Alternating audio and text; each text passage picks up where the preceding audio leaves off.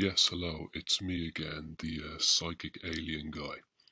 I'm just here to give a bit of information I forgot to give in my last two videos. I got into aliens when I studied the alien interview documentary, the telepathic one.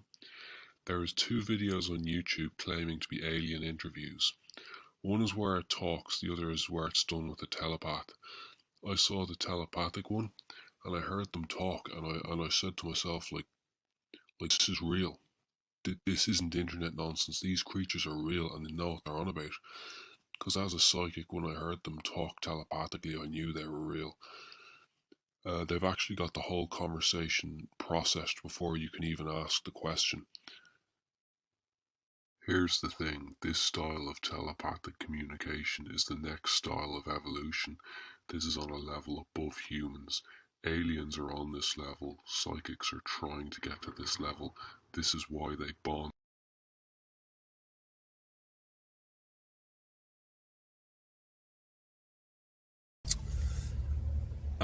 This is a pretty good question. Dominic Allen, do aliens understand English? Also, is Area 51 just a cover up for something much bigger? Okay, aliens don't have vocal cords. They can't speak words. From what he said, they don't speak. It's like telepathic communication.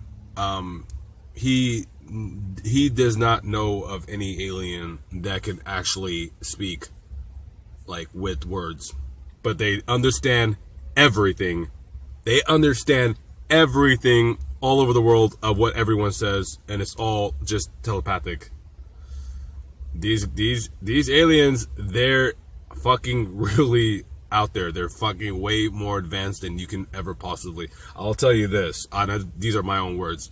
They are as far above us as God is above us. So I'm not saying they're gods, and I'm not comparing to gods, but they are way and above us. That's for sure. We're army ants compared to them.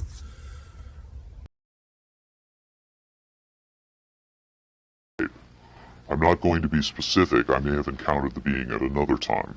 What can you tell us about the alien interview we're about to see? This one is rather recent, very late in the series. The interview process has been ongoing since the being arrived, which was in 1989.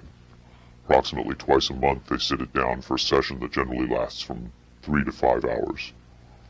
If they try to go longer than that, or if they schedule the sessions more frequently, the being becomes unresponsive. There's a fair amount of infighting among the scientists from different disciplines to get their questions asked. What has the alien revealed? Various minor technical details of the saucers. The physicists and engineers are frankly frustrated. They feel the being is withholding information.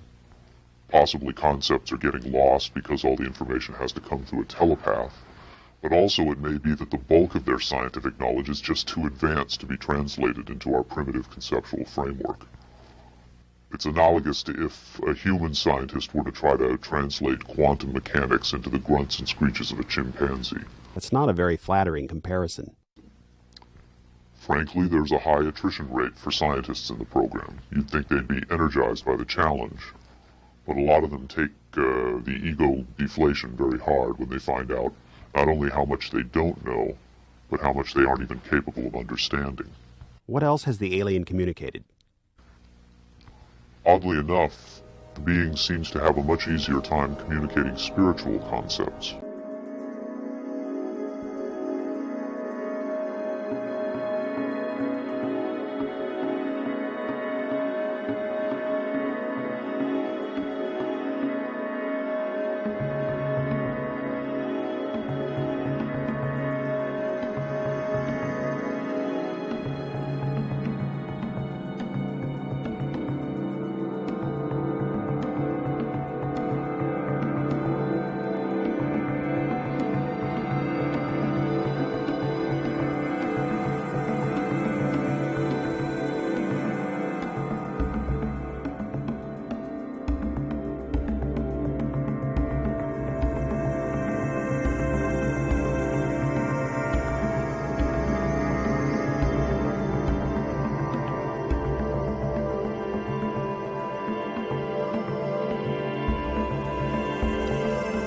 See this clip you're watching?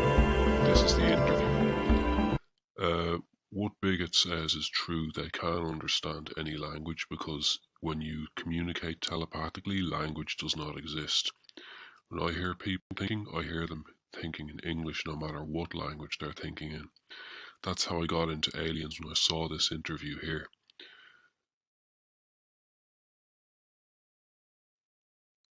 The thing I'm trying to get across is this. It was only after I realised aliens were real and I was open to them that they started making communication with me. They would fly by my bedroom window at night, shining light beams into my room. My theory is they know I'm a nice guy and they know I'm into psychic stuff, and they started to make communication with me. Like to say, I'm up here. It's very common for people who are psychics and stuff to have UFO encounters. I walked into a crystals shop and they had a book on crop circles and crystal alien heads. Many psychic people here on YouTube claim to have had encounters with UFOs. John Wheeler, see this guy here? He's good. He claims he's had encounters with UFOs.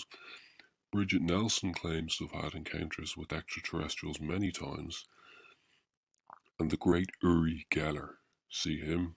He's the master. He claims he got his psychic powers from extraterrestrials. He's claimed this his entire life. Now, Bigot has told me that grey aliens are not our friends. It's not that they're bad, it's just that they're not working in our interests. They're harvesting us for natural resources and they are very dishonest. There was a deal with them in the US government where they could harvest people in exchange for technology called the Greada Treaty. They overextended this by a few thousand times and continue to this day. They don't even bother to not get caught.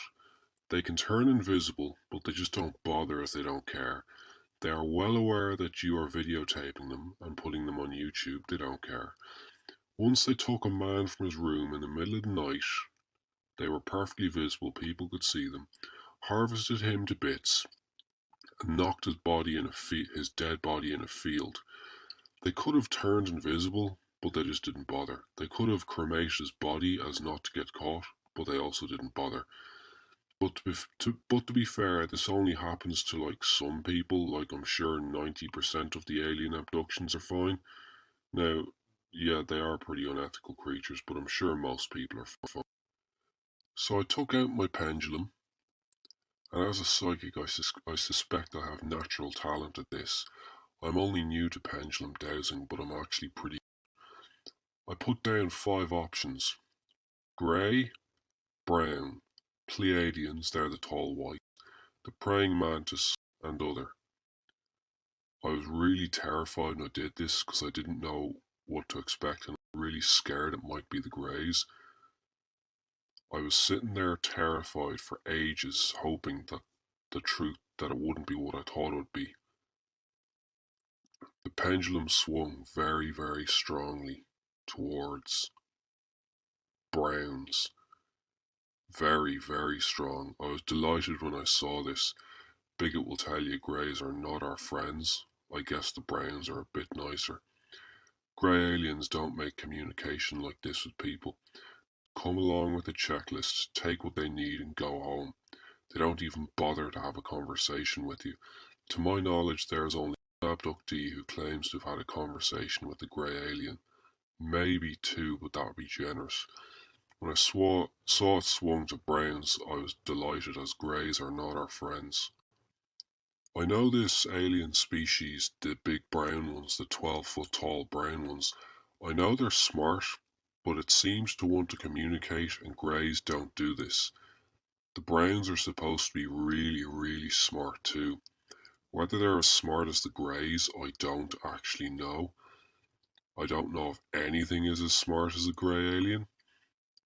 Anyway, I was looking at my last video and I saw all the comments and they were all saying sarcastic things. But if you look at the one by Nedrick Gunn, he said I'm telling the truth, and he's a real life alien abductee, so he would know. Bud Hopkins, a famous UFO researcher, said when 2 people meet and they realise they're both telling the same story, means they're telling the truth. Means when 2 people who have never met are both telling the same story, it means it's real. he says this is when they get upset. However, unlike Nedra Gunn, it's the Browns who are obviously communicating with me, the big 15-foot tall brown ones. Maybe they're nicer, they seem to be. I will say this, that UFO was massive, and it was far, far too big to be from Grey Aliens. Apparently the one what's his name, Robert Lazar worked on was quite small. This thing was titanic, like maybe the size of a football pitch or a little smaller. There are two messages of this video I want to get across. Number one is that I only got into aliens when I saw that alien abductee, or the alien interview video on YouTube, because as a psychic I knew that was real telepathic communication. Psychics and aliens generally have a relationship.